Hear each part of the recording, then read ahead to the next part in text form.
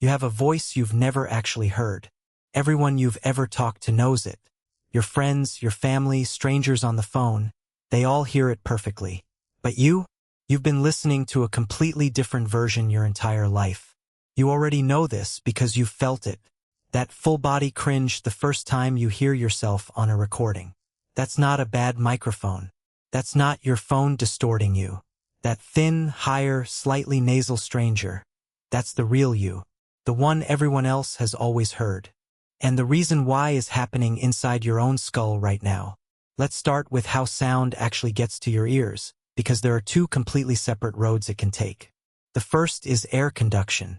When anything makes a sound, it pushes waves through the air. Those waves travel to your eardrum, vibrate it, and your brain turns that into what you hear.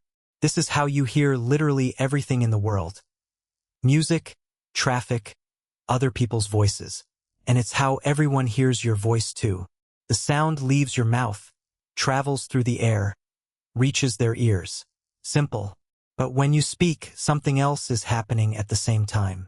Something nobody else gets. When your vocal cords vibrate, they don't just push sound out into the air. They also send vibrations directly into the bones of your skull. Your jaw, your teeth, the bones around your ears. And those bones carry the sound straight to your inner ear, bypassing the air entirely. This is bone conduction. So while you're speaking, you're hearing your voice through two channels stacked on top of each other.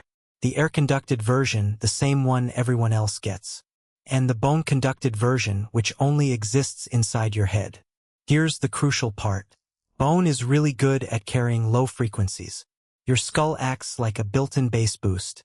So the bone-conducted signal adds a layer of deep, rich, low-end warmth to your voice that isn't actually traveling through the air at all. You can prove this to yourself right now. Plug your ears with your fingers and start talking. Your voice suddenly sounds deeper and fuller, right? You've just blocked most of the air path and cranked up the bone-conducted bass. That booming version is closer to what you hear in your head all the time. So the voice in your head is your true voice plus a bass boost that nobody else can hear. Now think about what a recording does. A microphone has no skull. It has no bones. It can only pick up one thing, the sound traveling through the air. So it captures the pure air-conducted version, exactly what everyone else hears, and nothing more. When you play it back, all that warm low-end bass from bone conduction is simply gone. Stripped out. What's left sounds higher, thinner, brighter, more nasal than the voice you know. It sounds wrong. But here's the twist that makes this genuinely strange.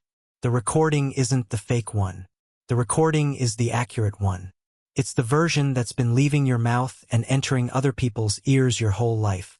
The rich, deep voice you hear in your head, the one you think is yours, is actually the illusion. It only exists for an audience of one. You. Which raises the real question. If the recording is accurate and it's what everyone hears anyway, why does it make us cringe so hard? And the answer isn't really about acoustics. It's about identity. Your voice is a core part of who you are. You've heard your internal, bass-boosted version every single day of your life, tens of thousands of times.